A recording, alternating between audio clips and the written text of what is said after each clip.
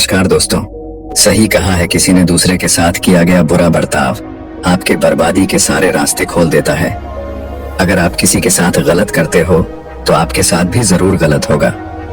उस वक्त शायद ये बात आपको समझ में ना आए, लेकिन देर से ही सही आपके कर्मों की सजा आपको जरूर मिलती है। आप इससे कभी बच नहीं सकते। जो आपने किया है उसका अंजाम आपको हर हाल में भोगना ही पड़ेगा।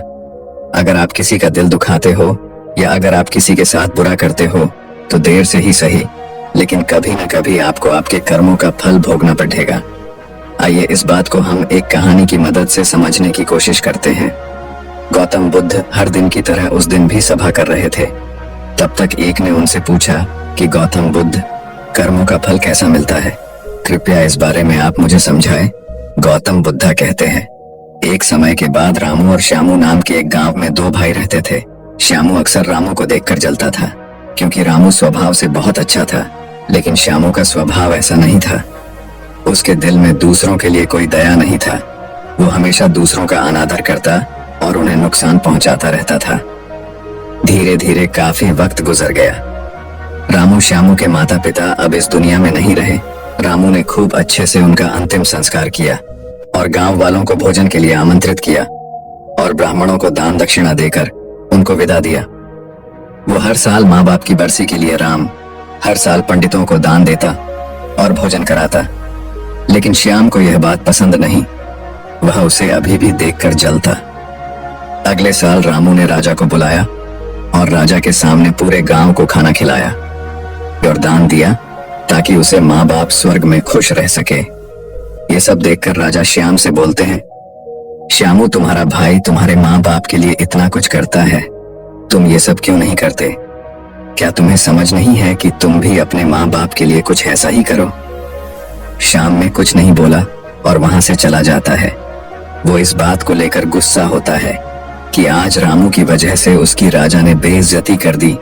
वो अपने अपमान का बदला लेने के बारे में सोचता है और अगले दिन एक ढोंग करना शुरू करता है। नगर के सामने जोर जोर से चीखने लगता है, मेरे माँ बाप मेरे सपने में आए थे, वो स्वर्ग में खुश नहीं है। वो चाहते हैं कि कोई उन्हें वहां जाके खाना बना के खिलाए, वो तभी खुश रहेंगे। उन्होंने मुझे सपने में कहा था जो रामू को मेरे पास भेज दो, वो उनकी बहुत सेवा करता है, वो इसके साथ बहुत खुश रहेंगे।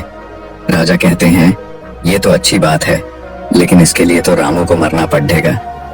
रामू को सब समझ आता है ये सब कहीं ना कहीं उसको फंसाने की चाल है, लेकिन वो कहता है, चलो इसी बहाने मैं जरूर सेवा करके दिखाऊंगा।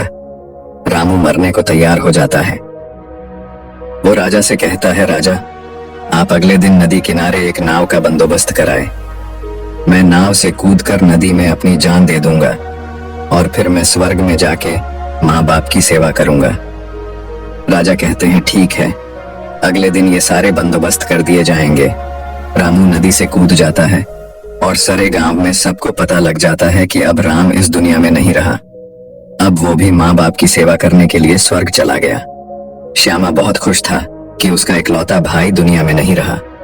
जो भी राजपाट और जमीन है, अब वो सब उसका मालिक बनेगा। धीरे धीरे काफी दिन गुजर चले। एक दिन अचानक से राजा के दरबार के बाहर रामू बैठा होता है और जोर जोर से रो रहा होता है। राजा के सिपाही दरबार में ले जाते हैं और बोलते हैं, ये चमत्कार कैसे हुआ? तुम जिंदा कैसे हो? ये सब क्या भला है? फिर राम बताता है, मैं स्वर्ग में गया था, मैंने वहां देखा, लेकिन मेरे बाबा अब भी खुश नहीं हैं। वो मेरे पे गुस्सा हो रहे थे। उन्होंने मुझसे बोला, तुम्हें वैसे खाना बनाने भी नहीं आता तुमसे। अच्छा तो श्याम है, वो अच्छा खाना बनता है, इसलिए तुम जाओ और तुम उसे भेज दो। राजा श्याम को बुलाते हैं और सारी बात बता देते हैं कि तुम्हारे भाई ने तुम्हारे माँ बाप के लिए इतना त्याग किया है, लेकिन अब तुम्हारी बारी है। क्या तुम उनके लिए ऐसा कुछ नहीं करोगे? श्याम को अब ना चाहते हुए भी आखिर ये काम करना ही पड़ा है। अगले दिन फिर से सारी तैयारी कराई जाती है, लेकिन राम ने सोचा कि अगले दिन मैं जाऊंगा ही नहीं। अगले दिन मैं शहर छोड़कर कहीं चला जाता हूँ। फिर राम ने राजा को सारी बात बता दी थी। दरअसल वो जिंदा कैसे बचा, उसने पहले ही मछुआरे से अपनी बात कह रही थी कि वो उसकी जान बचाएगा। मछुआरे उसकी जान बचाई और वो 1 महीने तक नगर के बाहर रखा और सही वक्त आने पर राजा के दरबार में उपस्थित हुआ। वो वैसा सिर्फ उसको सबक सिखाने के लिए करना चाहता था। राजा बोले चलो अच्छी बात है, लेकिन उधर श्यामनगर छोड़ने का प्लान बना चुका था कि अगली सुबह वो वहां नहीं जाएगा। वो रात के अंधेरे में घर छोड़कर भाग लेता है। सिपाही उसे देख लेते हैं और उसे रोकते हैं। वो द्वारपाल के साथ लड़ाई करता है और एक को धक्का देकर वहीं गिरा देता है और पत्थर पर गिरने की वजह से उसे सिर को चोट लगती है और एक सिपाही वहीं मर जाता है। आखिरकार ये सारी बात राजा को पता लग जाती है। राजा उसे माफ करने वाले थे, लेकिन वो अब और गुस्सा हो जाते हैं। फिर अगली सुबह उसे नाव से वैसे धक्का दे दिया जाता है और वो उस नदी में डूब जाता है। अब उसे अपनी गलती का बहुत अफसोस होता है कि यह सब उसने ये क्या किया। जिंदगी की आखिरी मौके पर भी वह दूसरों का बुरा ही करना चाहा और आखिर में उसे भी अपने जान से हाथ धोने पड़े। तब गौतम बुद्ध समझाते हैं, कर्मों का फल ऐसा ही होता है। बुरे इंसान को आखिरी वक्त तक सही और गलत की पहचान नहीं होता। जिंदगी ऐसी ही नहीं चलती, जिंदगी समझने की चीज है। उसने महात्मा से पूछा, कर्म कैसे बनते हैं?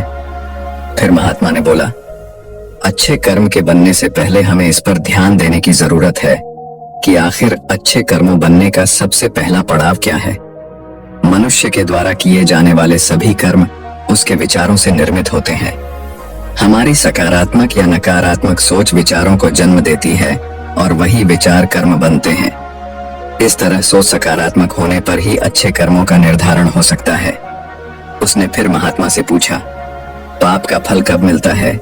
फिर महात्मा ने बोला, पाप का फल किए गए कर्म पर निर्भर करता है। यदि आपके द्वारा किए गए कार्य बुरे हैं और वो अच्छे कर्मों की तुलना में अधिक है, तो इसका फल आपको अगले जन्म में भोगना पड़ेगा। यदि बुरे कर्म कम हैं, तो इसका भुगतान आपको इसी जन्म में करना होगा। इस प्रकार यह चक्र चलता रहता है। जब तुम जिंदगी को समझते हो तब तुम खुद को समझ पाते हो।